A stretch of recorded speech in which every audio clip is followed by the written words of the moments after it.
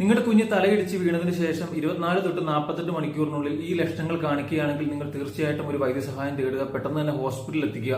കാരണം എന്താണെന്ന് പറയുകയാണെങ്കിൽ പ്രത്യേകിച്ച് ഹെഡ് ഇഞ്ചുറീസ്, തലയോട്ടിക്ക് പൊട്ടലുകളോ അല്ലെങ്കിൽ ഉള്ളിൽ എന്തെങ്കിലും ബ്ലീഡിംഗ് ഉണ്ടെങ്കിൽ ഞാൻ ഈ പറയുന്ന ലക്ഷണങ്ങൾ പുറത്തേക്ക് കാണിക്കും. ആ പറയുന്ന ഒന്നാമത്തെ ലക്ഷണമാണ് ഇടയ്ക്കിടയ്ക്ക് ഛർദ്ദിക്കുക, ഒന്നിൽ കൂടുതൽ തവണ കുട്ടി ഛർദ്ദിക്കുക.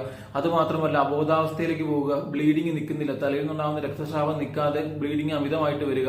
അതുപോലെ തന്നെ കുട്ടിയുടെ ബാലൻസ് തെറ്റുക, നടക്കാൻ പറ്റാത്ത അവസ്ഥയിലേക്ക് വരിക, കാഴ്ചയിൽ ഉണ്ടാകുക, രണ്ടായിട്ട് കാണുന്ന അവസ്ഥ വരിക. അതുപോലെ തന്നെ മൂക്കിൽ നിന്നും ചെവിയിൽ നിന്നും രക്തം വരിക. പ്രത്യേകിച്ച് ഈ രണ്ട് സൈൻ നിങ്ങൾ നോക്കണം.